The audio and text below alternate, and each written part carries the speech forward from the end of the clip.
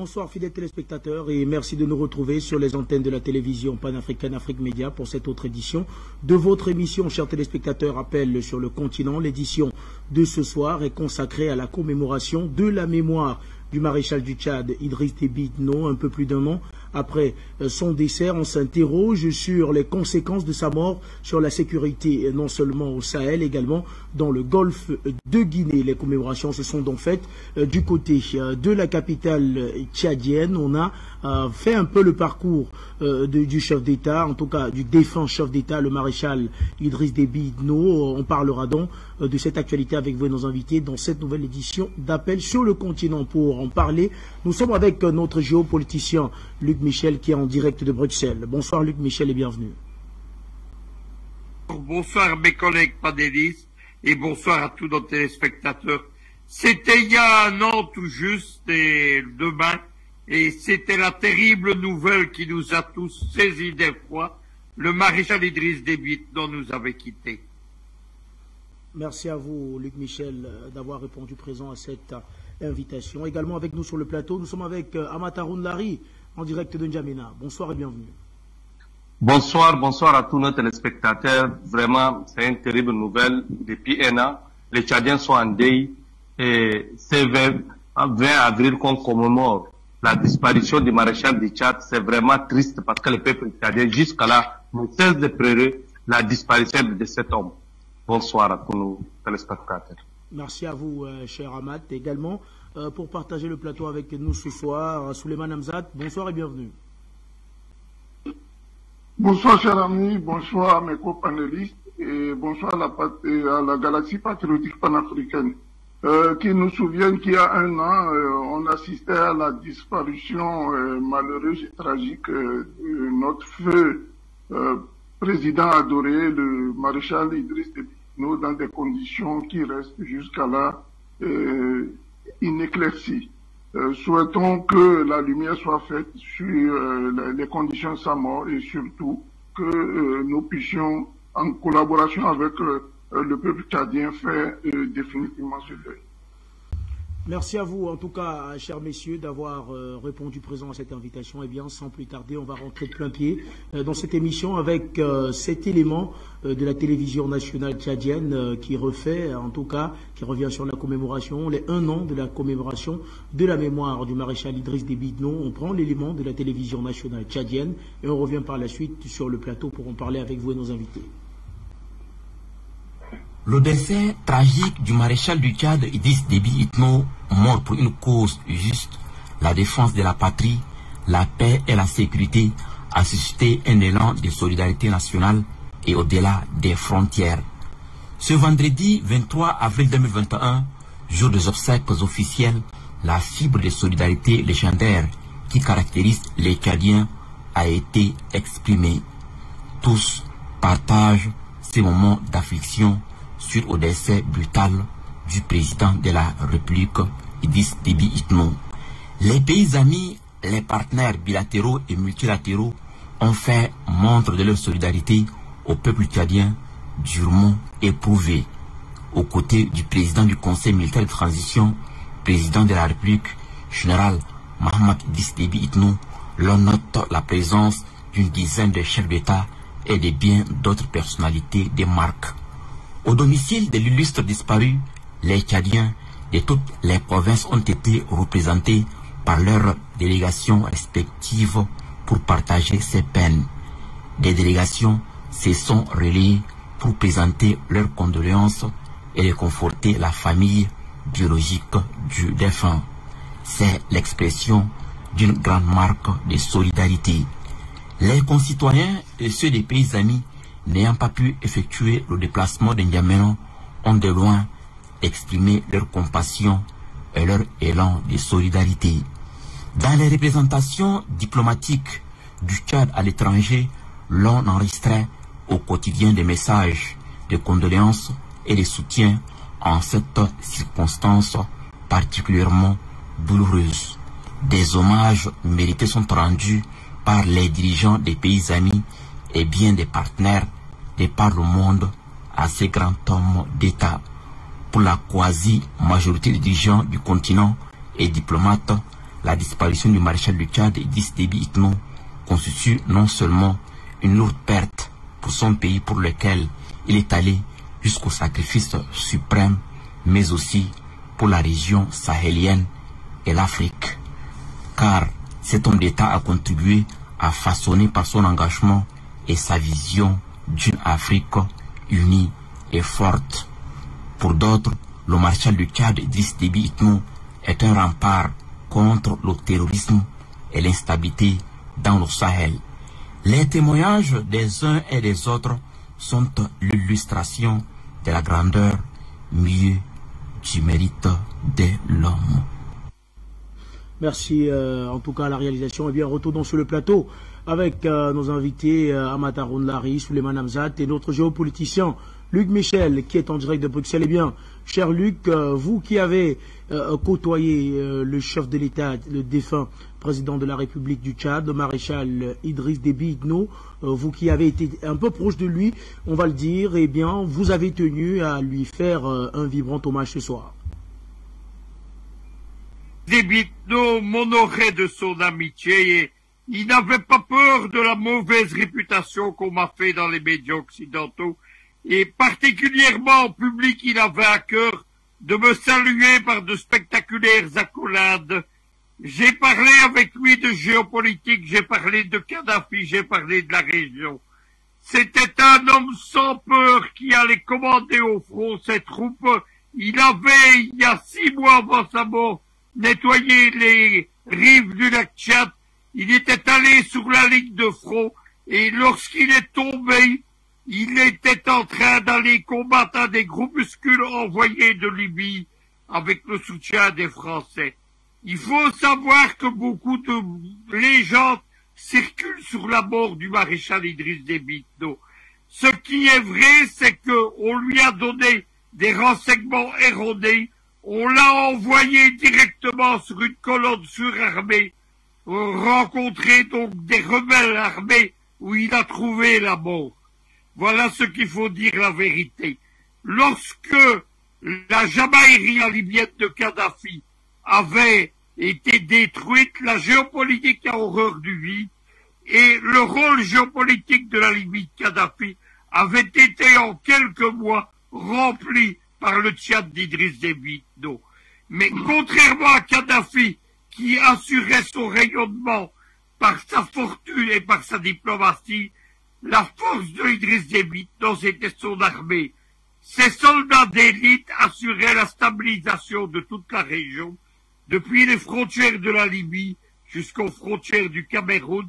S'il n'avait pas été là, d'ailleurs, tout le Sahel aurait sombré dans le cauchemar djihadiste, notamment si le cancer libyen ne s'est pas étendu à tout le Sahara. C'est au Tchad qu'on le doit.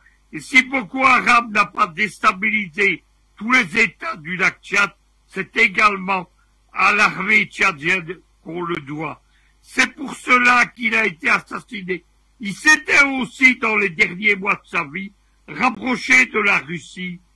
À la suite du sommet de Sochi où il avait été reçu par Poutine, il avait organisé un sommet économique à Djamena, Russie-Tchad, et il avait confié l'électrification du pays du Tchad au consortium russe Rosatom, qui proposait donc une solution à la grande colère des Français.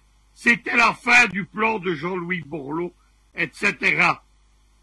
Lorsqu'il est mort, il venait de triompher pour un 6e mandat lors des présidentielles tchadiennes et il avait neutralisé une révolution de couleur organisée par les réseaux américains de George Soros et soutenue par le Quai d'Orsay.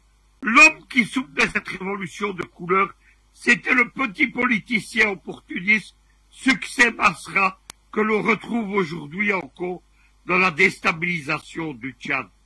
Voilà tout ce qu'évidemment il s'agissait d'empêcher de détruire.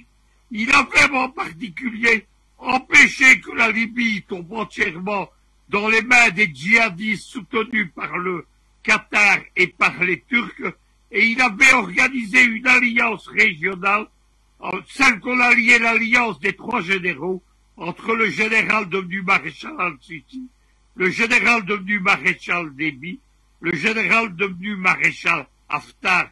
À eux trois, évidemment, ils avaient vaincu les djihadistes dans la région de la Libye, et dans les derniers mois de sa vie, il avait restabilisé, et avec son fils, le général Mamad Déby Itno, il avait reconquis la province du Tibesti, neutralisé les groupuscules venus de Libye, et remis le contrôle sur les mines d'or du Tchad qui se trouvent au Tibesti.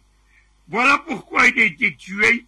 Il s'agissait d'empêcher cette stabilisation, et il s'agissait d'empêcher ce qui était le grand projet de la fin de sa vie, la création d'une force panafricaine de transposition au départ de la commission paix et sécurité du Tchad, avec un embryon d'armée panafricaine, l'armée tchadienne, les services secrets équato-guinéens, l'état-major à Douala au Cameroun, et encore d'autres armées. Tout cela, évidemment, n'existe plus. Tout cela a été neutralisé. Mais ce que n'avaient pas prévu ceux qui l'ont assassiné, je relisais ce matin les articles du moment de la mort du maréchal.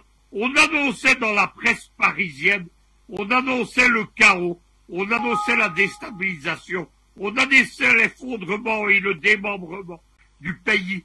Il y a eu d'ailleurs une conférence de groupuscules tchadiens qui visait à démembrer le Tchad en plusieurs petits pays. Eh bien, malheureusement pour eux, le fils de Déby, le général Mamad Déby Itno, a pris le pouvoir. Il était depuis une dizaine d'années associé par son père à la présidence. C'était un général d'actifs, pas implanté dans les états-majors de Djamena. Il conduisait troupe aux troupes. Au fond, c'est lui qui a repris le contrôle du Tibesti en 2019. Mamad Déby Itno a neutralisé les menaces qui pesaient sur son pays. Il a organisé un dialogue national qui a neutralisé les groupes armés. Les 5 groupes armés pilotés par la France, les Américains et les Qataris ont été neutralisés dans un dialogue national avec 29 groupes politiques et armés, c'est-à-dire la totalité de l'opposition tchadienne. Les tentatives de révolution de couleur qui ont été menées dans la rue ont aussi été neutralisées. Aujourd'hui, c'est un régime stabilisé et qui prépare à la fin de la transition le nouveau paysage politique du pays en ayant réussi ce qui était le but de la fin de la vie du maréchal du Tchad, c'est-à-dire réconcilier les Tchadiens et réconcilier les groupuscules d'opposition qui avaient quitté le Tchad à l'époque d'Hissène Habré. Le grand vide qu'il a laissé ne s'est pas imposé à son pays, mais il s'est malheureusement imposé à la région. La déstabilisation de la Libye, la déstabilisation du Mali, la déstabilisation du lac Tchad, c'est le résultat de sa mort. Pour des années encore, les Africains n'arrêteront pas de regretter que les derniers projets du maréchal du Tchad ne se sont pas réalisés. Je rends hommage à sa mémoire. C'était l'un des plus grands et l'un des plus dignes des fils d'Afrique.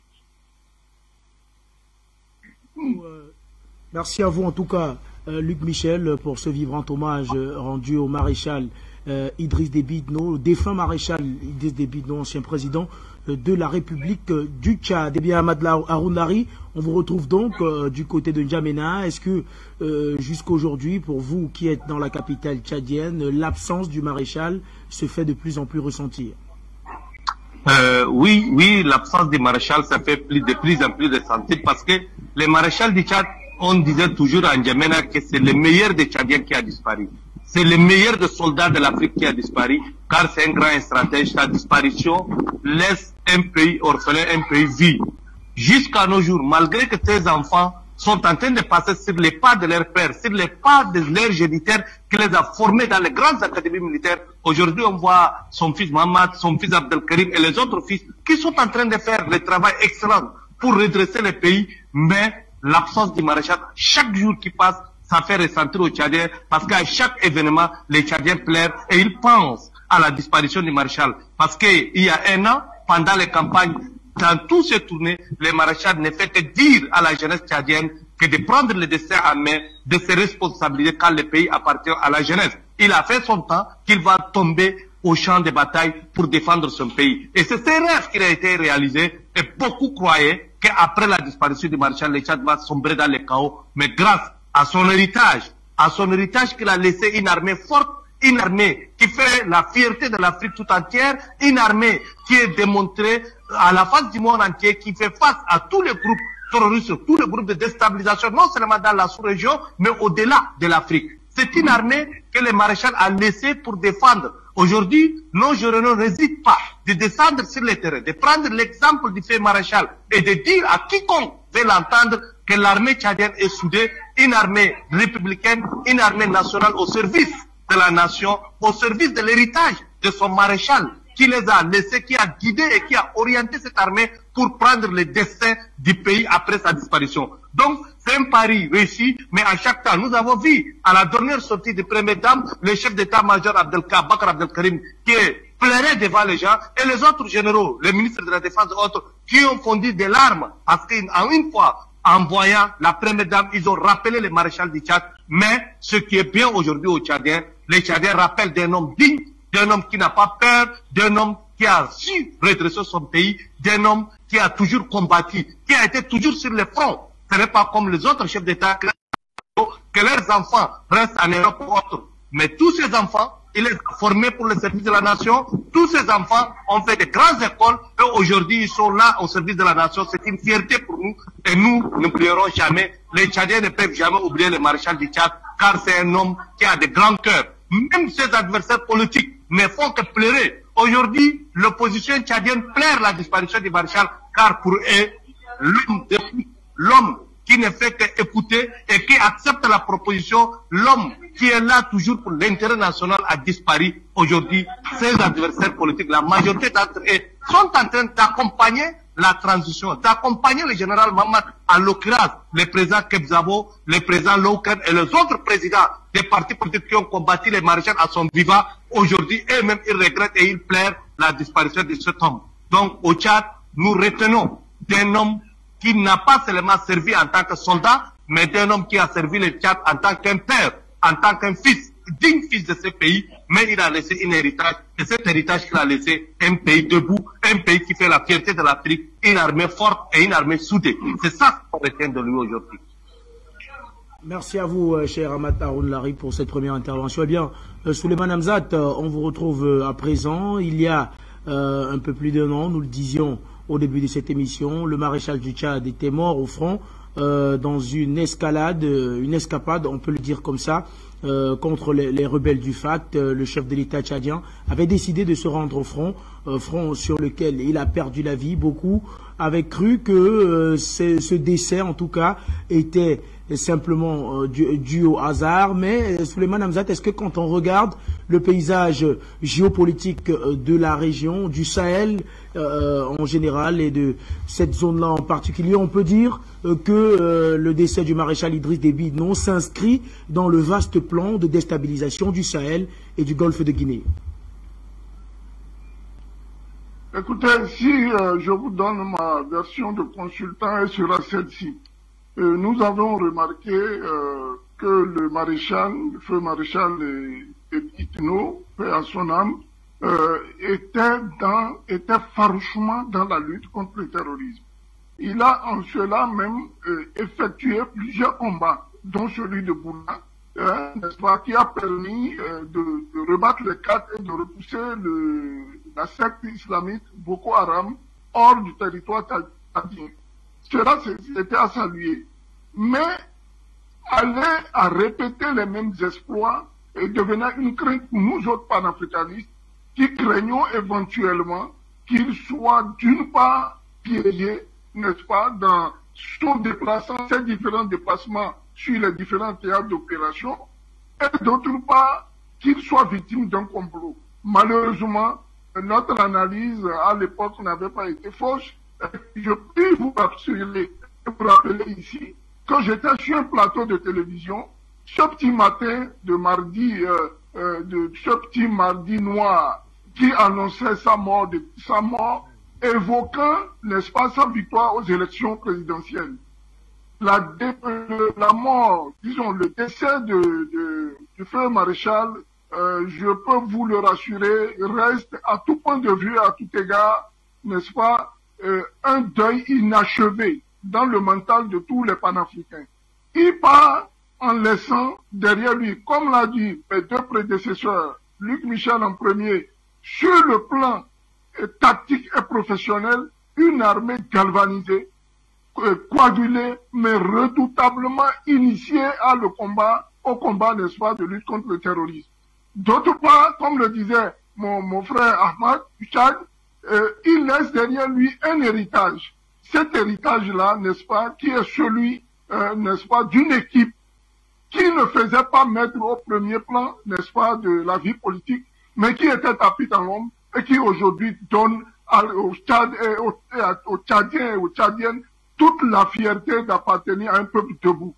Je salue du haut de ma position, n'est-ce pas, l'armée tchadienne qui a tout fait pour bouter, n'est-ce pas, le FARC hors du territoire tchadien, de faire taire toutes les velléités et surtout l'esprit brillantissime de paix qu'anime l'actuel chef de l'État, le général Mahatma Idriss Déby Itno, dans cette quête-là de reconstruction du pays et surtout dans cette quête de solidarité et de paix à travers le dialogue qui s'est tenu, n'est-ce pas, à Doha au Qatar. Mais nous allons revenir sur un point essentiel.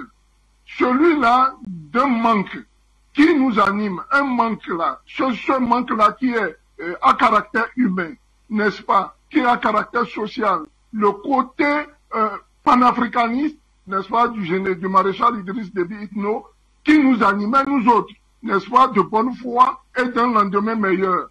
Je tiens à dire à tous les frères panafricanistes que, certes, le maréchal du Tchad n'est plus vivant, mais le maréchal du Tchad est toujours vivant de par ses idées, de par ses actes, et surtout de par la relève qui aujourd'hui dirige le Tchad. Souleymane Hamzat, eh bien, à Mataroun Lari, on a écouté Souleymane il y a quelques instants. On peut dire que, cher Ahmad, même si le maréchal du Tchad, Idriss Déby Itno, a été assassiné, ses idées ont quand même pu être perpétuées du côté du Tchad.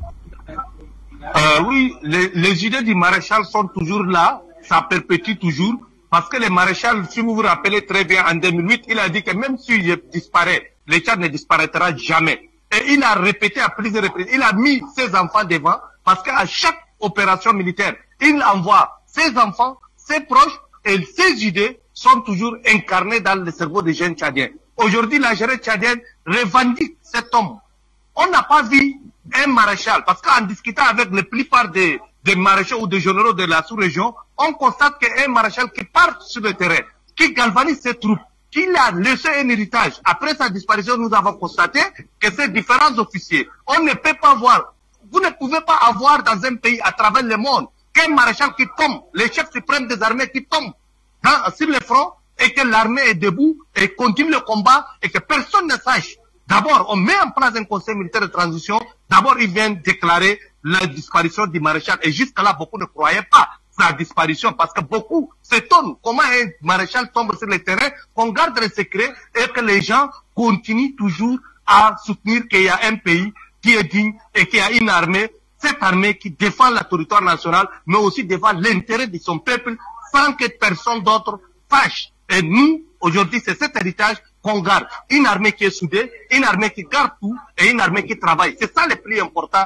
c'est que les peuples tchadiens aujourd'hui les connaissent. Non seulement que les Tchadiens, mais les autres stratèges de la sous-région sont surpris par la grandeur des généraux tchadiens. Cette grandeur qui a permis à ces généraux de ne pas se disperser, de ne pas laisser le pays tomber dans le chaos, mais c'est de réunir et organiser un pays jusqu'à pour passer à une transition moins d'un an, organiser le dialogue national, mettre en place des institutions et moins d'un an de réussir à convaincre tous les opposants de revenir à la table de négociation. C'est vraiment s'inscrit dans la logique du maréchal parce que pendant 30 ans, il n'a fait que le dialogue, la paix et c'est ce qu'il a toujours aimé pour le peuple tchadien. Vous évoquez le dialogue initié par le général Mahamat Idriss Déby Itno, dialogue qui s'est d'ailleurs tenu du côté de Doha. Est-ce que, d'après vous, vous pensez que ce dialogue permettra définitivement, une bonne fois pour toutes en tout cas, de pacifier le Tchad? On espère, parce que la volonté politique y est, la volonté politique qui a permis au gouvernement de rappeler tout ce qui revendique des groupes militaires, de se retrouver à Doha. C'est le gouvernement qui est le premier à déposer aussi des recommandations, les accords, ce qu'il faut faire. Le gouvernement a fait des concessions que personne ne pouvait imaginer il y a quelque temps pour permettre à ces politico-militaires de revenir à la table de négociation, d'entacher la hache de guerre et permettre au peuple tchadien de revenir pour la reconstruction ensemble de leur pays et même en oubliant ce qui s'est passé. Et ils ont proposé l'amnistie, la libération de rebelles et encore l'intégration de ces forces dans l'armée nationale. Donc nous pensons que si l'accord de Doha permet aux Tchadiens seulement de réunir, non seulement de réunir, mais de revenir à cette table de négociation, nous pensons que les Tchadiens vont continuer à construire leur pays et que la guerre, c'est de l'histoire passée du Tchad et que les Tchadiens ne pouvons plus parler de groupes armés, mais le Tchad va être un havre de paix, un havre de démocratie, un exemple dans la sous-région et à travers le monde. Donc ce que nous on espère, parce qu'aujourd'hui il y a la volonté politique, non seulement de côté de l'opposition, mais aussi du côté du gouvernement, qui a mis en place tous les moyens pour permettre ce dialogue. Donc on attend le 10 mai pour permettre ce dialogue, pour voir comment les hommes politiques de l'intérieur, mais aussi ceux qui sont en exil, qui ont commencé à revenir un à un dans les pays, ce qui reste, il attend seulement la fin de l'accord de Doha pour revenir. Mais Amata Rounlari, que dire donc de cela? Parce que vous parlez de cette volonté politique mise par les autorités de transition. Que dire donc de cela qui pense que la volonté politique lors du pré-dialogue de Doha et dans la stabilisation du Tchad est inexistante d'après vous? Chacun a son opinion, mais nous en tant que consultants, nous savons très bien comment le gouvernement a mis les moyens. Comment le gouvernement a dépêché et a négocié avec le Qatar pour que le Qatar accepte non seulement de la préparation de pré-dialogue, mais d'accepter tout ce qui se revendique des groupes armés, y compris ceux qui ont tué le maréchal, de participer. Donc ce qui reste, c'est toujours la négociation, la diplomatie et ce qui se passe de l'autre côté. Et naturellement, les gens ne peuvent pas être de même avis. Moi, aujourd'hui, je donne mon avis, mais les autres ne vont pas accepter. Mais nous, à l'intérieur, on est en train de voir la volonté politique. Le chef de l'État a rencontré la plupart des hommes politiques du Tchad, y compris les plus farouches, qui les a rencontrés, il les a galvanisés, il les a rassurés, mais ce qui a permis aujourd'hui l'arrivée dans notre pays de l'ancien maire de la ville de N'Djamena, des porte-parole de FAC, des chefs d'état-major, de l'UFDD, aussi des chefs d'état-major de FAC qui ont regagné N'Djamena, mais nous pensons que le dialogue est en marche parce que les principaux acteurs qui sont en train de revenir et les restes qui sont en train de préparer leur arrivée jusqu'au 10 mai. Donc nous pensons que le dialogue est déjà entamé. Comme chacun de nous cherche son gâteau lui-même, comme chacun de nous veut être toujours un acteur, donc naturellement ils vont contester et qu'on les appelle. Et la diplomatie est mise en œuvre. La diplomatie est déjà mise en œuvre pour amener tous ceux qui contestent, tous ceux qui ne sont pas d'accord, pour que le 10 mai, tous les Tchadiens se retrouvent à N'Djamena pour discuter des futurs de notre nation. Merci à vous, Amata Rounlari. Eh bien, Souleymane Hamzat, on parle depuis des mois de ce dialogue du côté du Tchad, en tout cas le pré-dialogue. Tout d'abord du côté de Doha, le 10 mai, les Tchadiens vont donc se retrouver pour essayer de trouver des solutions à la stabilisation définitive de leur pays. Eh bien, Souleymane Hamzat, d'après vous, pourquoi est-ce autant important que le Tchad aujourd'hui soit un pays stabilisé? Ah ben écoutez, il faut obligatoirement, les Tchadiens, non seulement les Tchadiens, mais ceux de la sous-région, sont condamnés à ce que le Tchad soit un pays stabilisé. Si le Tchad est déstabilisé à tout point de vue, c'est toute la sous-région qui vacillera. Donc il revient non seulement aux Tchadiens, mais à ceux qui sont frontaliers, y compris les partenaires, n'est-ce pas, amis du Tchad, de faire en sorte que le Tchad se tienne debout. Je pense que le dialogue qui vient à point ce 10 après celui de Doha permettra n'est-ce pas, d'élucider les points flous qui sont restés et qui ont malheureusement conduit au décès du maréchal. Bon, j'ose croire j'ose croire, de mon point de vue, que vu le maestria par lequel l'actuel président du Tchad mène le dialogue et fait avancer son pays, qu'il faille mettre de côté, comme le disait mon co-débatteur, n'est-ce pas, les vampires de dernière heure, quitte à faire ressusciter encore d'autres problèmes qui ne seront plus à l'heure du jour. Je l'ai dit, le maréchal du Tchad est certainement décédé, mais le maréchal du Tchad, pour nous, est encore vivant, du fait de, n'est-ce pas, les idées de paix qu'il prônait depuis son vivant, hein, cette union-là qui voulait autour de ses fils, les fils du Tchad, les filles et les fils du Tchad en sont aujourd'hui bien imprégnés, et malheur, je dirais, aux oiseaux de mauvaise augure qui viendront éventuellement venir mettre en péril ou en difficulté, n'est-ce pas, ce dialogue national. En famille, quand il y a des difficultés, vous vous retrouvez autour du père de famille, celui-là qui est aujourd'hui le président de la nation tchadienne, n'est-ce pas, et vous réglez vos détails.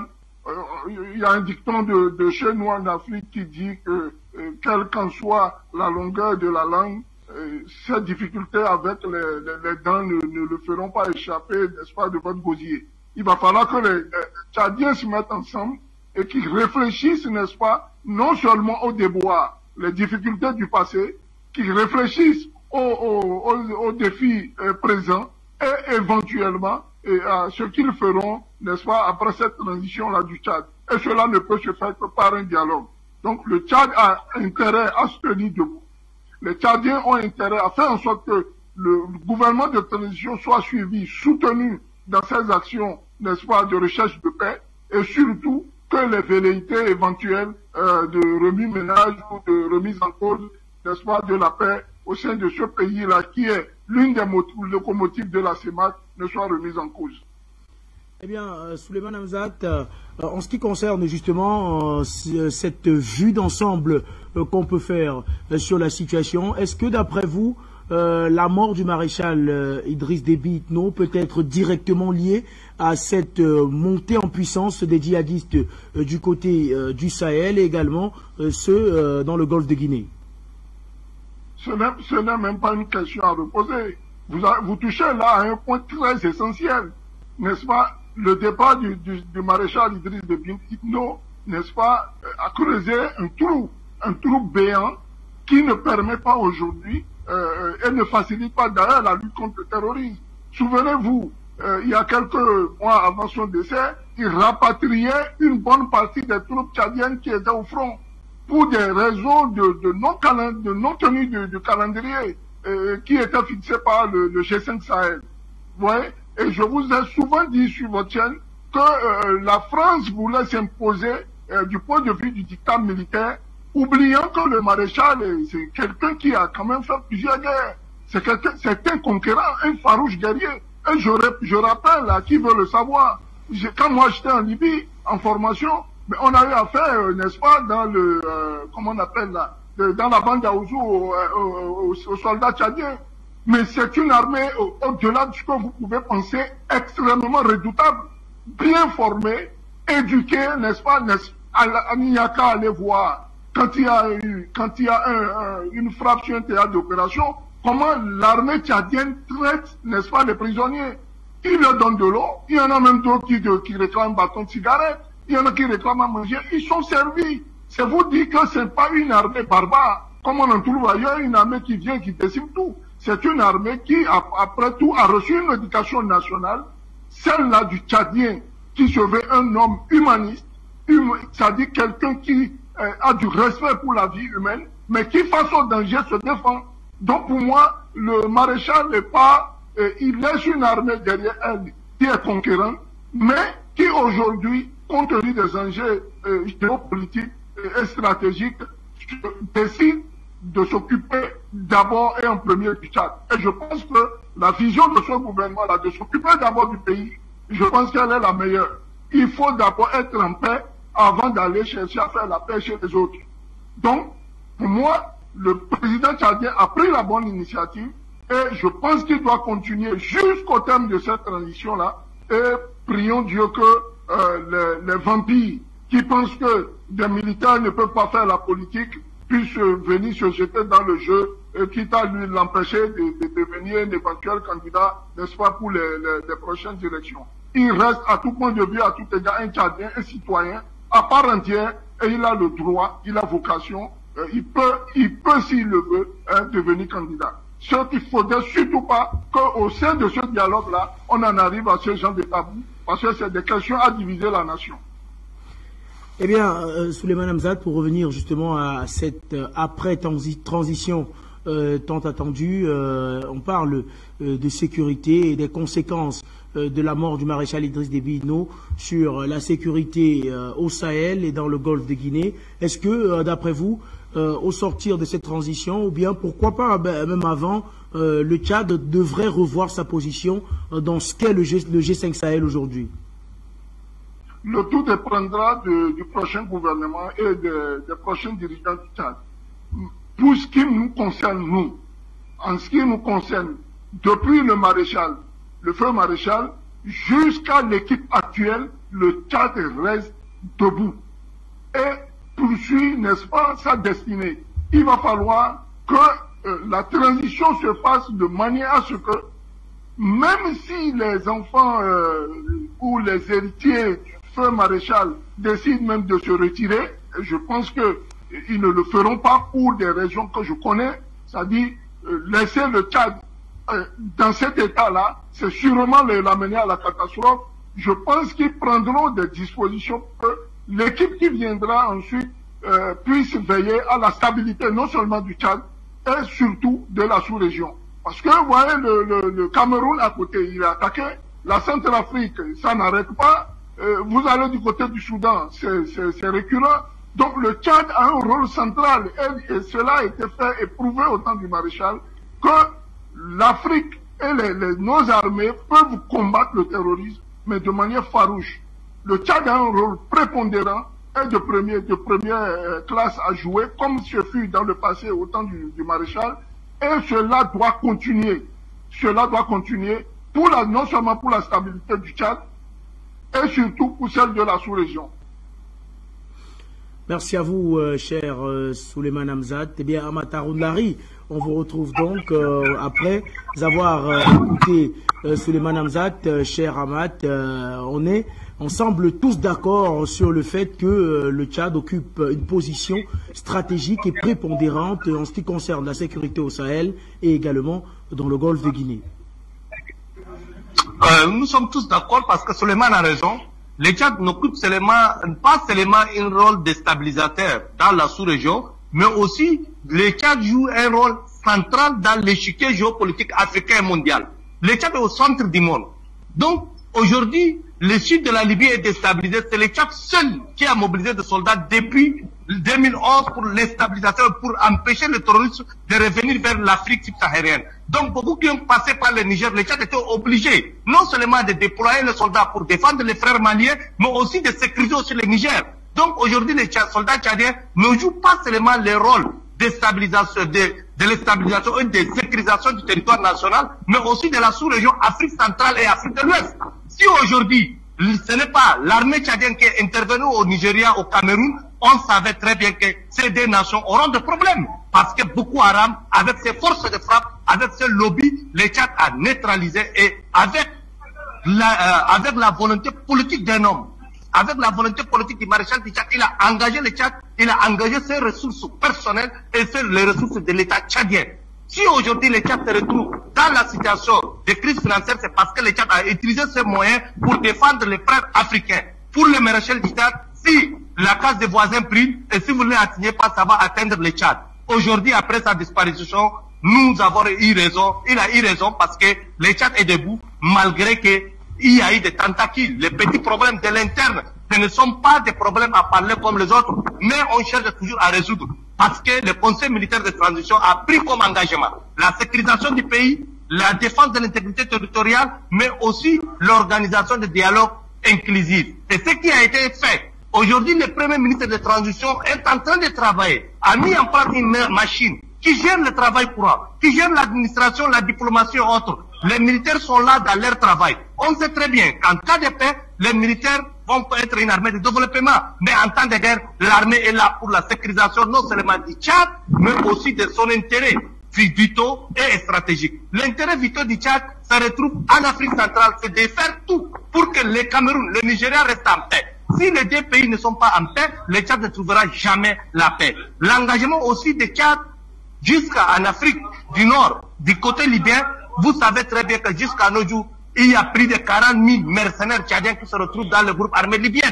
Tous ces groupes armés, dès qu'ils reviennent au Tchad, ça va être une catastrophe. Et si on les chasse sans l'organisation, sans un dialogue, sans une concertation régionale, sans l'implication de tous les acteurs et le désarmement de ces groupes, on ne peut pas résoudre le problème. Nous savons encore une fois de plus que le Tchad ne joue pas seulement le rôle déstabilisateur, mais la déstabilisation du Tchad va non seulement déstabiliser l'Afrique centrale, l'Afrique du Nord, mais aussi les conséquences vont être plus désastreuses que ce qui s'est passé en Libye. Parce que le Tchad, aujourd'hui, il ne faut pas oublier, est l'un des pays les plus armés de la sous-région. L'un des pays qui a fourni beaucoup de guerres. L'un des pays qui a fourni beaucoup de mercenaires dans la sous-région. Donc, du coup, le Tchad n'est pas un petit pays. Le Tchad, c'est un havre de guerre, mais aussi c'est un havre de paix. Pour sécuriser le Tchad, il faut que les Tchadiens et les partenaires s'entendent sur ce qu'on veut. Aujourd'hui, beaucoup de gens, beaucoup de bouches, beaucoup de dinosaures qui n'ont pas eu leur part, commencent à jeter de l'huile sur le feu, commencent à chercher à dénigrer l'image de l'armée tchadienne, et nous savons très bien que c'est l'une de l'armée les plus disciplinées du monde. Si vous dites que non, l'armée tchadienne, vous trouvez des jeunes, hier on a vu le lieutenant-colonel qui a dirigé le combat de Kiev, il n'avait que 20 ans. Mais personne n'a critiqué parce que c'est l'armée russe. Mais si l'armée tchadienne fait quelques avancées, beaucoup de nos ennemis disent que non, c'est une armée clanique, c'est une armée tribale, mais ce qui n'est pas vrai. L'armée tchadienne aujourd'hui, c'est une armée qui incarne non seulement tous les fils du pays, mais aussi toutes les sensibilités du pays. Tous ces groupes qui reviennent, qui revendiquent des Tchad, ils se retrouvent dans cette armée et qui fait la fierté non seulement d'une nation, mais de tout un peuple africain. Donc aujourd'hui, moi, je suis très fier d'être africain, je suis très fier d'être tchadien et d'avoir une armée qui a été mise en place par le maréchal du Tchad avant sa disparition. Et cette armée, aujourd'hui, elle revendique haut et fort qu'elle a été dirigée par un homme, par un maréchal qui est tombé sur le front armé. On le sait, le Tchad occupe une place prépondérante, mais vous avez parlé il y a quelques instants des relations entre le Tchad et ses voisins.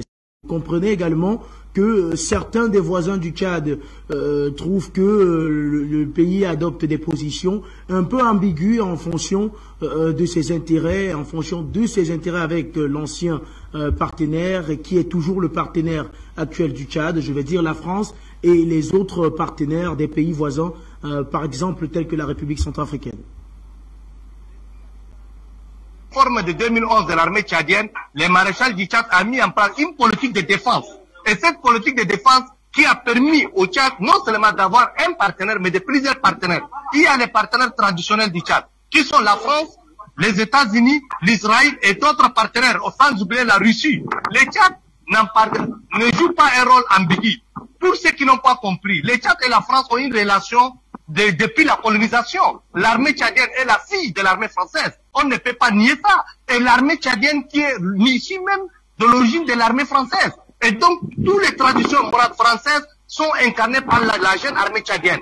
Mais, les relations du Tchad, depuis 2011, le maréchal du Tchad a fait en sorte que le Tchad ne s'appuie pas sur les partenaires. Le Tchad a des partenaires, qui sont des pays arabes, l'Israël, la Russie et d'autres partenaires. Et ces pays voisins, je reviens sur la République centrafricaine, aujourd'hui avec les nouvelles relations qu'ils ont avec la Fédération de la Russie, ça n'empêche pas la République centrafricaine de croire à la République sœur du Tchad, des relations fraternelles qui existent entre le Tchad et la République centrafricaine. Vous avez vu après le décès du maréchal, le président Théodora, sans demander, il a pris son avion pour revenir s'enquérir sur les tombes du maréchal. Et donc, nous ne pouvons pas dire que la République centrafricaine ou le Cameroun, c'est des peuples frères, ils ont le même intérêt géostratégique, même si certains partenaires jouent double rôle. On sait très bien que dans l'intérêt géopolitique de certains pays, ils sont en train de créer des troubles dans les pays voisins, mais ça n'empêche pas aux Tchadiens d'être soudés avec leurs frères des pays voisins et de l'Afrique. Donc, les Tchadiens ne jouent pas. Et le président Mohamed a même fois réaffirmé cette volonté de contribuer à la paix et à la stabilité de la sous-région. Donc, aujourd'hui, il y a 2 jours, le président Paul Biya a envoyé un émissaire à Amadou Ali pour revenir, redire encore la volonté du Cameroun et du Tchad de travailler ensemble dans la déstabilisation de la sous-région, mais aussi de l'Afrique centrale, et d'aider le Tchad a reçu cette transition. Nous avons cette volonté, mais aussi la volonté de ces autres chefs d'État qui sont prêts à aider le Tchad. Nous remercions le président Paul Biya, le président David Sassou Nguesso et les autres présidents d'Afrique centrale qui n'ont pas laissé le Tchad, sans oublier les autres partenaires occidentaux. Donc aujourd'hui, le Tchad est sur les bons rails. Ce que nous voulons, c'est l'entente et l'avenir du Tchad doit être sur les mains des Tchadiens et que les Tchadiens eux-mêmes doivent s'asseoir pour discuter. Par contre, ces pays voisins savent très bien que si le Tchad se déstabilise, ils sont les premiers à être avalés par les gros poissons. Eh bien, Amataroun Larry, justement, pour la réussite de la transition, on parle beaucoup de relations avec le voisinage. Il faut dire que, pour revenir sur l'exemple centrafricain, l'ancien président de la République, François Bozizé, était en N'Djamena, alors qu'il est, on va dire, persona non grata en quelque sorte du côté de la République centrafricaine. On ne sait pas par quelle alchimie il est arrivé du côté du Tchad. Il est hébergé dans la capitale tchadienne, et c'est que justement pour parler de cette réussite de la transition, le bon ménage entre les relations des pays voisins et les anciens partenaires, parce qu'il faut dire qu'il se dit du côté du Tchad que les autorités militaires de la transition auraient subi des pressions pour maintenir François Bozizé dans la capitale tchadienne. C'est de ça que je parlais il y a quelques instants. Est-ce que le temps n'est pas venu pour ces autorités-là de revoir leurs relations ou bien assainir ces relations avec tous leurs partenaires? En réalité, la présence du président Bozizé, ce n'est pas des partenaires français. Il faut bien se rappeler, c'est les médiateurs angolais. C'est les présidents angolais avec la CAC qui ont demandé au Tchad. Ce n'est pas le Tchad qui a voulu. C'est eux qui ont, pour la paix en République centrafricaine, ils ont amené les présidents Bozizé et les autres chefs rebelles, le général Abdullah Miskin qui se trouve en prison et d'autres généraux centrafricains qui sont gardés au Tchad. C'est la CAC, ce n'est pas la France ni l'État tchadien. Le Tchad appartient à cette sous-région Afrique centrale. Et les médiateurs angolais et rwandais dans cette médiation, c'est eux qui ont demandé au Tchad de maintenir ces gens ici. Ils n'ont pas d'arrêter leur action subversive en République centrafricaine. Depuis qu'ils sont là, il n'y a pas eu des attaques en République centrafricaine et les négociations sont en train de continuer et que le Tchad ne fait que jouer le rôle de médiateur, le rôle de facilitateur. Et le président Mohamed a réaffirmé à plusieurs reprises que le Tchad n'acceptera jamais la déstabilisation de ces pays voisins, en particulier la République centrafricaine. Donc, nous ne pensons pas qu'ils sont là pour faire des erreurs, mais ils sont là, c'est sur la demande de ces pays voisins qui est l'Angola et autres. Donc, tous ces acteurs de l'Afrique centrale qui ont voulu mettre de l'ordre à la République centrafricaine, c'est eux qui ont demandé que ces gens restent au Tchad et que le Tchad accepte comme tout autre. Parce que le Cameroun, à un moment donné, a hébergé le président Bozizé, l'Angola a fait la même chose. Donc, si le Tchad fait, c'est dans le même ordre d'idées, dans les mêmes principes de la solidarité sous-régionale, mais aussi de la mise en œuvre des résolutions de la paix en République centrafricaine. Merci à vous, cher Amataroun Larry. Eh bien, Souleymane Hamzat, on vous retrouve donc justement pour la même question. Est-ce que, d'après vous, N'Djamena devrait faire un peu plus en ce qui concerne l'assainissement de ses relations avec ses voisins et avec ses anciens partenaires? Ben écoutez, que veut le peuple? La paix, le pain et l'éducation. Si l'actuel régime du Tchad se tue à ramener la paix dans le pays, je pense que il faut lui accorder au moins le bénéfice du doute, n'est-ce pas, leur permettre de travailler. Il a dit, mon co-débatteur, il a dit de manière aussi préemptive, le Tchad a besoin de paix et le rôle de l'armée, en premier, c'est la défense opérationnelle du territoire, n'est-ce pas, de la sérénité dans tout le pays. Et c'est ensemble ensuite qu'on s'assied pour décider de où va le Tchad et comment nous devons le mener. Mais je retournerai un peu en arrière pour vous dire qu'au lendemain du décès du maréchal, mais qui vous souvient que le président de l'Assemblée, pour ceux qui crient « Ah, la Constitution n'a pas été respectée, c'est un pouvoir de transition père-fils », mais qui vous souvient que n'est-ce pas, le président de l'Assemblée nationale avait été invité à prendre ses responsabilités. Il a refusé, et même au-delà, le président de la Cour constitutionnelle a qui la liste des 15 généraux qui ont figuré, n'est-ce pas, ce matin, qui nous annonçait le malheureux décès de notre frère maréchal, qui vous souvient que la liste lui a été présentée la veille et qui n'a d'ailleurs pas trouvé aucune objection. Il était d'accord en disant, mais écoutez, ceux-là sont sûrement des gens à qui Le maréchal a fait confiance. Faisons-leur confiance et confions-leur le pays. Ils iront de l'avant. Depuis ce temps, vous voyez bien que le Tchad, il est tranquille. Le Tchad se porte mieux et même les enfants du Tchad aujourd'hui se parlent. Il faut aller dans ce sens-là, n'est-ce pas, de la reconquête, n'est-ce pas, du pays dans le secteur de la paix. C'est un point essentiel dans le développement du Tchad. Si les enfants d'une même maison ne se parlent pas, il est normal qu'il y ait tiraillement. Mais par rapport aux voisins, le Tchad, comme l'a dit aussi mon co-débatteur, n'est pas seulement un pays où on veut faire régner la paix, ou qui fait régner la paix dans la sous-région. Le Tchad est condamné par les actions du maréchal, n'est-ce pas, à jouer ce rôle-là pendant encore longtemps. Quand il existerait des groupes armés, n'est-ce pas, des petits maillots qui viennent de on ne sait pas où, hein, et qui viennent dans ce sens-là de détruire la patrie, il va falloir que l'idéologie, n'est-ce pas, léguée par le maréchal, celle-là de garder l'intégrité du territoire et de permettre aux Tchadiens de vivre dans leur pays, mais de manière sereine. Il va falloir que cette idéologie-là soit appliquée. Et je voudrais chuter, n'est-ce pas, si vous me le permettez, sur le positionnement, n'est-ce pas, du régime actuel par rapport à la crise centrafricaine. Au départ, j'étais de ceux qui ne comprenaient pas, n'est-ce pas, que le président soit gardé au Tchad. Je me disais, mais à quoi joue le Tchad? J'ai fini par comprendre que, effectivement, ça ne venait pas de la France, ça venait de l'Angleterre, qui a demandé de manière officielle à ce que le président Bozizé soit gardé en Centrafrique. Vous savez, quand vous connaissez la position de votre voleur ou de celui qui tente à vous assassiner, vous avez plus d'assurance que quand vous ne savez pas là où il est. Donc, il va falloir que, de ce point de vue, ceux qui sont des analystes et qui font de grandes analyses géopolitiques, qui pensent que la France est derrière tous les coups, non. Quelque part, il faut tenir compte aussi de la politique qui règne entre le voisinage et qui conduit à la paix. Et comme l'a dit mon co-débatteur, vous verrez que depuis qu'il est gardé de l'autre côté et que Abdullah Nistin dont il parlait qui est aussi détenu, il y a moins d'attaques, il y en a quelques-unes, mais il y a moins d'attaques sur la Centrafrique que par le passé. Vous voyez, donc c'est une manière aussi de contribuer à la paix, de faire en sorte que le peuple centrafricain, à travers les relations qui les lient, n'est-ce pas, le Tchad et la Centrafrique, peut se retrouver le calme et la sérénité. Et surtout retrouver les rapports de bon voisinage. Il va falloir que nous sachions désormais, n'est-ce pas, régler nos problèmes par nous-mêmes.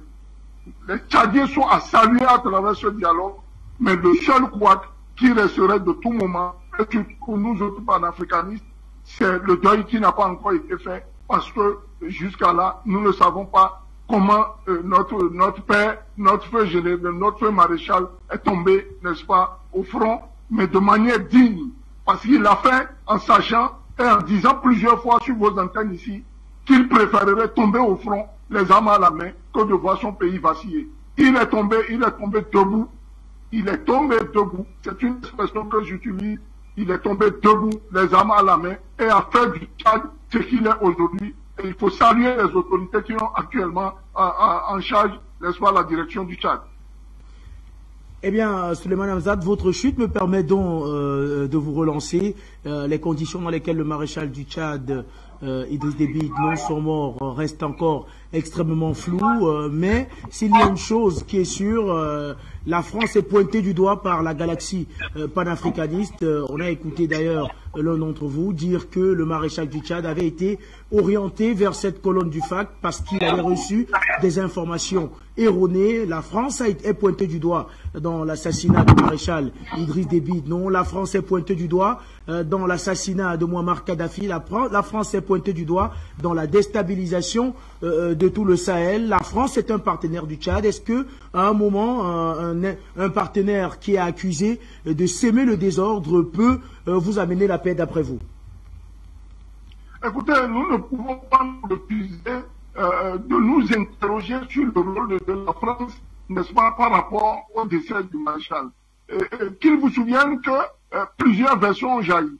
Une version qui disait qu'il sortait d'une réunion et voilà, il y a eu un échange avec quelqu'un qui était supposé être au front, mais qui se trouvait sur les lieux. Pouf, il y a eu des échanges de coups de feu et c'est parti, le maréchal est tombé. D'autres nous ont servi cette raison. D'autres nous ont dit non, il a été mal renseigné Elle s'est positionnée sur le même itinéraire qu'une équipe du BAC qui était en fuite, qui fuyait du côté du Niger, et qui malheureusement est tombé dans un combat. Malheureusement, il était en dehors de son véhicule, qui d'ailleurs n'était pas son véhicule personnel. Il a été frappé, il est tombé. Donc nous sommes encore d'autres versions. Les versions, il y en a beaucoup. Mais quelle est la vraie version? Et je me pose, je me dis ceci. Est-ce que actuellement le moment convient d'aller chercher qui a tué le maréchal? Non, à mon avis. Pourquoi? Parce que il va falloir stabiliser le pays. Et quand nous sommes dans une transition, et surtout dans un souci d'apaisement, faire en sorte que les Tchadiens d'abord s'asseyent, se parlent, et ensuite, plus tard, le prochain régime, pourquoi pas, peut chercher à savoir, mais toujours je dis, dans un souci d'apaisement, chercher toujours à faire la lumière sur les conditions, n'est-ce pas, qui ont conduit à l'assassinat ou malheureusement au décès du feu maréchal Idriss Déby. Vous prenez le cas du Burkina, je sors un peu de contexte de notre émission, il a fallu 36 ou 38 ans pour que nous sachions aujourd'hui véritablement qu'est-ce qui s'est passé par rapport au frère président Isidore Thomas Sankara. Ouais, donc il y a un temps, il y a des dits, il y a des non-dits. On ne peut pas forcer actuellement la main au régime à aller, et c'est le cas de la Commission de l'Union africaine d'ailleurs, qui demande à ce qu'une enquête poussée soit faite et dont les résultats soient rendus dans les meilleurs délais. Si la priorité du président Mahamat Idriss Déby, d'ailleurs, qui était l'un des soldats les plus redoutables de l'armée tchadienne, qui est supposé savoir les conditions dans lesquelles, n'est-ce pas, son frère est tombé au front, ne revendique pas, ne cherche pas à faire de cette affaire-là une affaire personnelle, mais comprenez qu'il met en priorité, n'est-ce pas, la quiétude des Tchadiens, la sécurité du territoire et le mieux vivre avec le voisinage. Donc pour moi, certes, le maréchal est tombé, il y a une question de chercher à savoir comment il est tombé, dans quelles conditions. Cela fera la lumière sur ce côté obscur de l'affaire, mais la priorité reste pour nous autres panafricains et citoyens convaincus d'une Afrique qui se relève, la sécurité d'abord de nos frères tchadiens, la quiétude dans ce pays-là. Il faut savoir que si moi je me déplace au Tchad pour aller voir les Tchadiens, c'est d'abord, avant tout, parce que je sais que ce pays est en paix.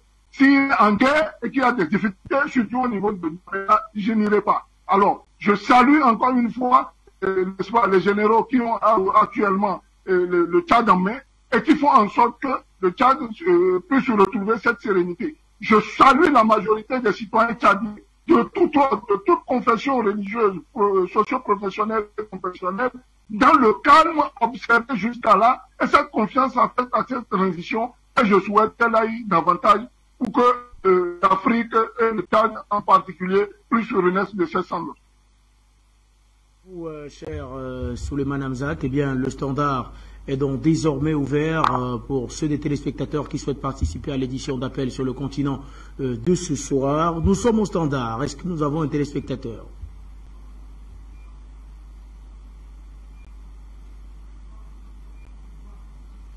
Allô?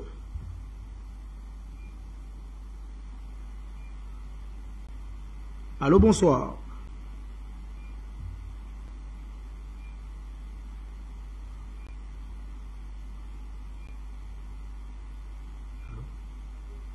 Allô? Vous êtes en direct, nous vous écoutons.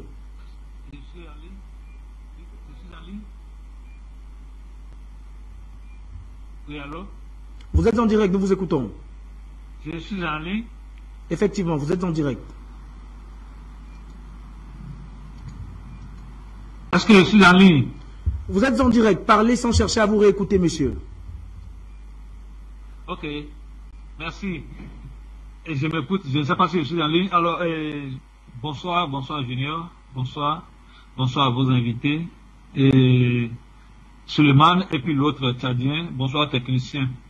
Nous saluons la mémoire de notre grand soldat et maréchal, et nous respectons sa mémoire. Et nous profitons de l'occasion pour saluer vos interventions, les interventions de vos invités, qui salue ou bien qui loue la bravoure de l'armée tchadienne et ceux qui sont là actuellement en train de conduire les dialogues, c'est qu'on sort. Mais il reste quelque chose que nous devons savoir. Et nous voulons dire à ces généraux tchadiens et aux autres Africains d'apprendre de la mort du maréchal Idriss Déby certaines choses très importantes. Ne confiez pas vos services de renseignement à la France.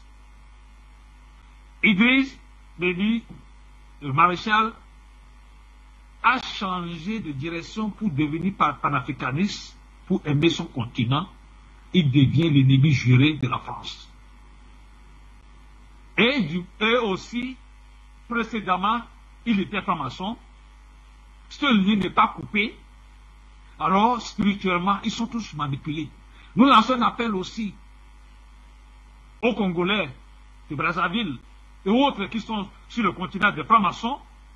La Côte d'Ivoire, c'est déjà complètement... il n'y a plus de retour pour lui, Bazoum lui aussi, mais les autres, les jeunes, tels que Paul Nassibé et autres, Ali et autres, qui sont toujours dans ce lien diabolique avec la France, et de régner, ça explique ce qu'il dit, de régner en eux-mêmes ce lien-là. S'ils veulent vraiment servir le continent africain. Sinon, la France va les tuer. Toujours. On ne peut pas l'expliquer. C'est ce qui est arrivé à notre maréchal. Mais je lance l'appel aux généraux qui sont autour, qui sont restés au Tchad. Séparez-vous de ces liens. La France ne peut pas rester au Tchad et vous aurez la paix. Ça, il ne faut pas douter. Plus de 70 ans de coopération avec ce pays maudit, vous devez vous-même tirer les conséquences. Si réellement vous voulez servir votre continent, vos familles, aujourd'hui l'Occident deviendra imbibable, nous vous le disons. Même là où nous sommes ici en Amérique, ces pays-là seront imbibables pour vous. Alors ne suivez plus leurs promesses mensongères pour saboter vos pays, pour saboter les plans de stabilisation et de développement de vos pays. Ils vous mentent ces gens-là. Alors, ressaisissez-vous. Chassez la France du Tchad. Ne laissez pas que vos services de renseignement soient dans la main de la France, pays africains, ni dans la main des États-Unis, pays africains. Sinon, il n'y a pas de médias 14 heures. On va vous tuer. Ayez le courage, comme ça se décide maintenant, de dire non à l'Occident. Si vous écoutez, c'est bon pour vos populations. Mais si vous n'écoutez pas, ce sera bon pour la population, mais ce sera mauvais pour vous. Parce que c'est vous qui serez des cobayes. Pour ceux-là, nous sommes en guerre, que Dieu bénisse abondamment. Merci à vous. On va rester au standard pour prendre notre téléspectateur. Allô, bonsoir. Bonsoir, Junior Wafo, et bonsoir à tous les téléspectateurs, et bonsoir Afrique Média. Bonne fête à tous les frères, tous les chrétiens, bonne fête de Pâques.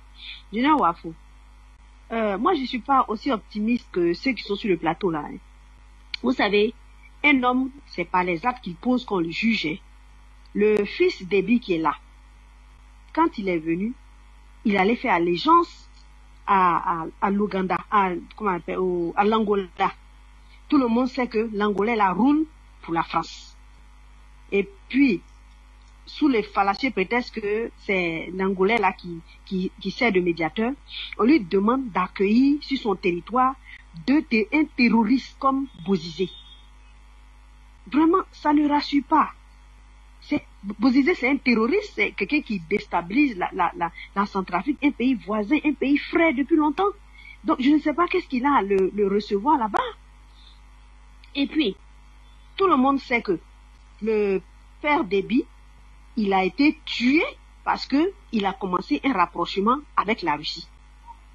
Maintenant, vous nous dites que le fils Déby peut avoir des bons rapports avec la France. Est-ce possible? Mon frère Jean, que je salue avant moi, a parlé. Est-ce possible pour un pays africain d'espérer et de croire encore Ça, c'est de la naïveté, ça relève de la naïveté de croire que on peut avoir de bons rapports avec la France. Qu'est-ce que le frère Déby Itno n'a pas fait, que lui va faire pour que les Tchadiens soient réunis? Qu'est-ce que lui n'a pas fait pour avoir la paix? Le papa Déby qui est bon, paix à son âme, qu'est-ce qu'il n'a pas fait pour avoir la paix et que lui, le fils Déby, fera? Et j'entends que les Tchadiens se réunissent, les Tchadiens rentrent d'exil. Mais qu'est-ce que le père n'a pas fait que lui, il est en train de faire? Franchement dit, pour nous autres, au départ, on avait cru que c'était quelqu'un qui était un peu... il allait suivre les traces de son fils. Hein. Pour nous, observateurs de loin, d'abord, il y a une preuve même qui est là. Il est allé voter à l'ONU contre le Conseil de sécurité contre la Russie. Le Tchad a été celui-là un des pays africains qui a voté l'embargo contre le Conseil de sécurité contre la Russie. Franchement, ça ne rassure pas. Il lui faudra plus, mais ça ne rassure pas du tout. Parce que vous voyez, c'est que les Africains, depuis longtemps, d'abord il y a un autre fait que je vais lever, il va à Doha au Qatar. Pourquoi on va au Qatar pour aller signer des accords de paix qui ne concernent pas le Qatar? Vous avez les réalités dans vos pays. Et on va au Qatar. Pourquoi le choix du Qatar? Bon, il y a tellement de questions en suspens, on ne comprend rien. Maintenant, vous savez, à tous les Africains, à tous les Tchadiens, j'aimerais dire que la mort de Kadhafi, la mort du président Idriss Déby, franchement, on ne finira jamais de pleurer. On ne finira pas de pleurer tellement on en a souffert. On sait, il laisse un gros vide. Et la preuve, voilà les tergiversations. On ne sait même pas pour qui son fils marche, pour qui il roule, pour qui. Il n'y a rien de rassurant, quoi. J'aimerais être vraiment optimiste comme ceux qui sont sur le plateau. Je vous remercie. Merci à vous également, Madame Sissi, d'avoir tenu à apporter votre contribution. On va rester au standard pour prendre un autre téléspectateur. Allô, bonsoir.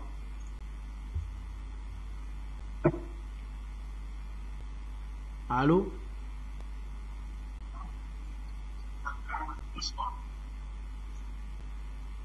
Oui, allô? Vous êtes en direct, nous vous écoutons. Allô? Vous êtes en direct, monsieur, nous vous écoutons. Allô? Eh bien, cher monsieur, parlez sans chercher à vous réécouter. Vous êtes en direct. Bonsoir, monsieur Junior Wafo. Je n'ai pas de retour, mais je suppose que c'est moi qui suis en ligne. Je salue vos deux panélistes. Et monsieur Junior Wafo, je dois m'excuser auprès de vos deux panélistes. Vous voyez qu'il y a un petit tir croisé contre eux, mais j'ai l'impression qu'ils ne suivent pas Afrique Média depuis longtemps. Parce que, je vous le dis, monsieur Junior Wafo, si vous apprenez qu'on a tué un président dans un pays, un président qui est en plus un maréchal qui est en plus un seigneur du désert, c'est-à-dire qu'il n'y a personne qui connaissait le Sahel que le maréchal Idriss Déby. Si vous apprenez qu'on a tué le maréchal Idriss Déby, et le lendemain vous atterrissez dans ce pays en veste, cravate et tout, etc., c'est que vous êtes le responsable de la mort de ce président. Je vous assure, si vous apprenez qu'on a tué le président français là demain, qu'il y a une rébellion qui a tué le président français, il ne croit pas qu'un président va se précipiter là-bas facilement comme ça. On va d'abord attendre de savoir ce qui s'est passé au moins avant qu'un président étranger vienne s'y risquer. Pourquoi on a tué le maréchal Déby et on n'a pas tué M. Macron quand il est arrivé à N'Djamena? Ça, c'est une question très importante. Donc, au-delà de cela, je le redis encore à tous ceux qui n'ont pas compris le jeu qui s'est passé à N'Djamena. Les Français avaient besoin d'un Idriss Déby docile. Déby a servi la France pendant des années. Mais lors de ces dernières années, il n'était plus question qu'il accepte la base militaire française. Il n'était plus question qu'il accepte le franc CFA. Donc c'était clair que pour lui, il fallait tourner cette page. Et à partir de ce moment-là, les Français ont dit, nous voulons un Déby, mais un Déby d'avant. D'où la nécessité de le tuer pour le remplacer par son fils. Et son fils je ne veux pas dire des mots pour insulter, c'est le président du Tchad, mais je vous dis, Madame Yao, Madame Sissé vient de le dire, là, Jean vient de le dire, son comportement, qu'est-ce qu'il a allé voir au Qatar? le Qatar, c'est la plus grande équipe de France. Le Paris Saint-Germain appartient au Qatar. Ça veut dire que la France et le Qatar, c'est un tandem. Et c'est ce tandem qui a tué Kadhafi. Et c'est ce tandem que la France veut utiliser pour maintenir sa domination sur le Sahel, parce que la plupart de ceux qui... la religion pratiquée dans cette région, c'est la religion musulmane. Donc en s'acoquinant avec le Qatar, ça va leur faciliter les choses.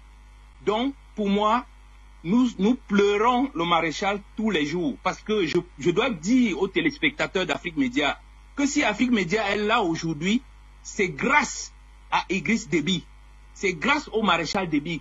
Quand les France-Africains ont voulu fermer Afrique Média, c'est le maréchal qui a immédiatement ouvert une station d'Afrique Média à N'Djamena avec pour directeur Kémy Séba. Et c'est ça qui a fait peur à la France-Afrique, c'est ça qui les a fait reculer pour qu'on maintienne Afrique Média dans ses structures telles qu'elle existe aujourd'hui. Donc je dis, la mort du maréchal nous a fait beaucoup de mal, parce que c'est lui, même s'il avait bien agi au Mali, si les Français avaient laissé faire le maréchal, la guerre serait finie au Mali depuis longtemps. Mais dès qu'il est entré en action, les Français lui ont dit non, il faut arrêter, il faut arrêter, il faut arrêter. Bon, je vais laisser la parole aux autres pour dire, s'il vous plaît, panélistes, avant de venir sur le plateau parfois faire des déclarations en disant ce n'est pas la France, ce n'est pas la France, mais on a tué le maréchal Déby en N'Djamena, il y a une base militaire française en N'Djamena. Vous les deux panélistes là, vous pouvez nous dire comment on est venu tuer le maréchal au Tchad avec une base militaire française? Si vous répondez à cette question, vous allez comprendre l'erreur dans laquelle vous êtes en train d'entraîner les téléspectateurs d'Afrique Média. Merci beaucoup. Bonne journée à vous. Merci à vous également. On va rester au standard pour prendre un autre téléspectateur. Allô, bonsoir. Allô? Allô? Vous êtes en direct, nous vous écoutons. Allô? Vous êtes en direct. Oui. Allô? Vous êtes en direct. Parlez sans chercher à vous réécouter, Madame Alice. Vous êtes en direct. Ok. Bonsoir Julien Wafou. Bonsoir les deux panélistes qui sont sur le plateau. Alors, le fils Idriss Déby, président du Tchad. On rigole. Ça fait marrer ça. Il est président du Tchad. Attends, quand on est président du Tchad, que ton père, soi-disant ton père, a été assassiné au Tchad, avant même de mettre la paix au Tchad, on doit savoir qui l'a assassiné. Il faut mener les enquêtes. On ne va pas attendre 1 an, 2 ans, 3 ans, 10 ans pour mener l'enquête pour savoir qui a assassiné Idriss Déby. Idriss Déby, le maréchal Idriss Déby, il a été assassiné au Tchad. Et jusqu'aujourd'hui, bouche bée, yeux voient, bouche parle pas. C'est quoi cette affaire? C'est quoi cette histoire-là? C'est quoi en Europe, quand on tue même un homme qui n'est même pas connu, on mène enquête pour savoir qui l'a assassiné? À plus forte raison, un président de la République qui est mort au pouvoir. Et jusqu'aujourd'hui, on ne sait pas qui l'a assassiné, sachant que, mon frère vient de dire, un panéliste, un frère qui vient de le dire, il y a l'armée française qui est au Tchad. La base militaire française est au Tchad. Et ceux-là, ils sont là. C'est quoi leur rôle? Le rôle de cette base-là, c'est quoi? C'est pour voir les chefs d'État français tomber, les chefs d'État africains tomber plutôt. Pourquoi ils ne l'ont pas protégé? Qu'est-ce qu'ils font là? Ça veut dire qu'il y a un anguille sur roche. Il y a un anguille sur roche parce que ce sont eux qui ont mis Idriss Déby au pouvoir. Maintenant, ils trouvent qu'il est gênant. Donc, il faut l'enlever pour mettre son fils. Et son fils est fier d'être à ce poste. Son fils est fier d'être à ce poste. Il croit que quoi? Il croit que celui-là aussi, on va pas régler son cas. Parce que pour le moment, il est en train de voter contre la Russie. Quand tu es contre la Russie, c'est-à-dire que tu es avec ceux qui t'ont mis au pouvoir. Tous ceux qui ont voté contre la Russie, ils sont avec la France. On le sait, ça. On n'a pas besoin de faire avare pour le savoir. Donc ces histoires-là, il y a trop anguilles sur roche. Il va falloir qu'ils nous disent maintenant, puisqu'il est président du Tchad, il va falloir qu'il clarifie la mort de Déby aux Tchadiens. Il fait comme quand on les regarde même, leur jeu trouble qu'ils sont en train de faire, c'est comme si Maréchal n'a jamais existé.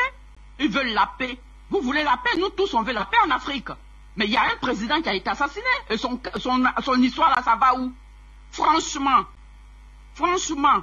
je crois que c'est la paix que vous cherchez là. Pour trouver la paix, il faut savoir qui a tué déjà Idriss Déby pour trouver la paix.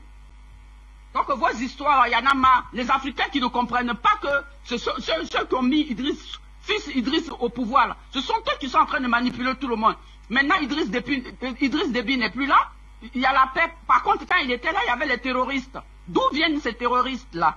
Maintenant, il n'y a plus de gars, il n'y a plus de tueries, il n'y a plus de fusils à gauche, à droite. Il faut arrêter les conneries, quoi. Ciao.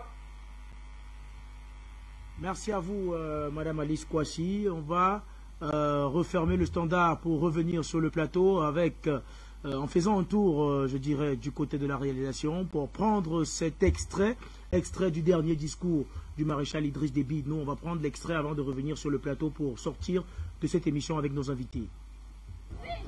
Nous n'avons pas droit à l'erreur. Je vois ici, dans le rue, de temps en temps, des petits enfants qui brûlent de pneus, qui disent ils vont marcher, pilotés de l'extérieur, par les officines extérieures, jaloux de ce pays-là. Jalousie, c'est tout. Il y a des Tchadiens, et je le dis ça vraiment haut et fort, qui sont vendus et qui se substituent aux ennemis de cette nation. Vous trouverez ailleurs en Afrique la même chose. Des gens qui se substituent hier à ceux qui nous ont colonisés, à ceux qui nous ont tués, pour encore nous maintenir dans l'esclavage, dans le colonialisme, continuer à piller nos richesses, nos biens et autres.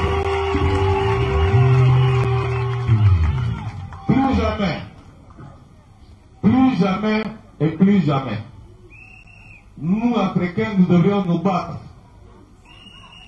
tous azimuts. Ça ne se donne pas, ça s'arrache. On doit arracher comme on arrache notre histoire. On doit arracher cela. On doit arracher cela. Aujourd'hui, tous les pays connaissent, beaucoup de pays connaissent des problèmes d'insécurité. Ça vient d'où? Ça vient d'où? C'est tombé du ciel? Financé par qui? Armé par qui? Donc, toutes les stratégies sont montées pour que le continent n'avance pas. Toutes les stratégies sont montées pour que l'Afrique reste ce qu'elle est aujourd'hui. Et on continue à assassiner les hommes politiques. On continue à assassiner, comme on a assassiné François Tobambaï, qui avait refusé le pétrole, de donner à la France, et qui a donné aux Américains. Et il avait dit, le jour où signait la convention avec ExxonMobil en son temps, Koroko en son temps, à Doba, en 1972, je suis en train de signer mon arrêt de mort. C'est ce qu'il avait dit en son temps. Et exactement, c'est ce qui est arrivé aujourd'hui. Donc, il faut que ceux qui, aujourd'hui, s'abonnent avec ces gens et qui veulent détruire le pays, qui veulent ramener le Tchad en arrière, qui veulent détruire tout ce qu'on a construit pendant les 30 années. Est-ce qu'on va aller leur laisser faire? Il faut sortir de ce complexe, le complexe d'infériorité. Il faut laisser tomber. Il faut laisser tomber. Nous avons été dans les mêmes écoles. Pourquoi ce complexe d'infériorité? Il ne le faut pas. Il ne le faut pas. L'homme blanc n'est pas Dieu. Dieu est unique là-bas.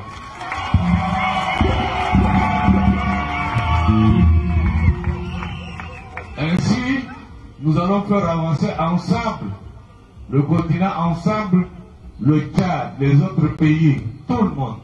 Nous allons continuer à faire avancer ensemble. Et c'est une bataille. C'est une bataille dure.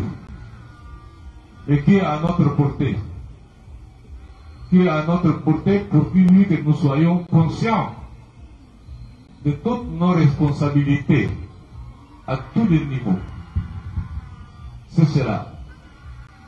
Mais le Tchad, notre pays qui vient de loin, avec l'un des autres pays africains, avec notre conviction propre à nous et nos principes, nous avons lutté pour que la démocratie revienne, la paix revienne, les libertés reviennent, la démocratie s'enracine, l'unité s'enracine. Rien n'est impossible.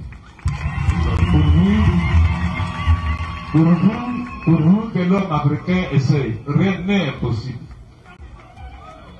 Alors,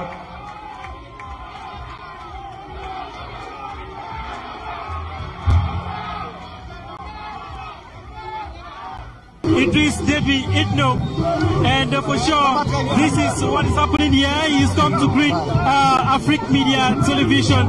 Of course, this is the situation here.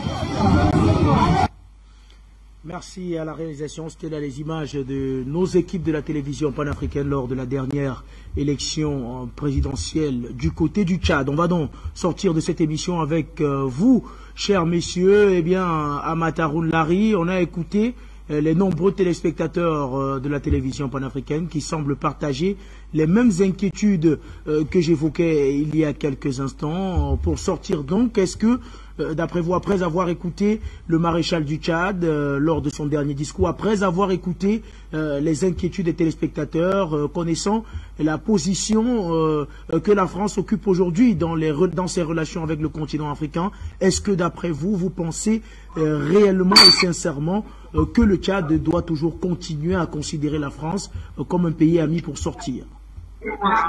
Merci Junior.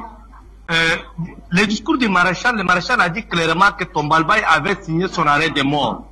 Le maréchal était conscient de son engagement panafricanisme d'action, parce que le maréchal n'était pas un panafricaniste de parole et quoi. Il était panafricaniste d'action. C'est pourquoi il a engagé son troupe, il a engagé son armée en Afrique et au-delà. C'est pour dire à la face du monde, et plus particulièrement à la France, que le Tchad n'a pas besoin d'autres. Lorsque le Tchad partait au Mali, la France avait demandé aux Grande-Bretagne et d'autres pays européens de l'aide, mais le Tchad est parti avec ses propres moyens.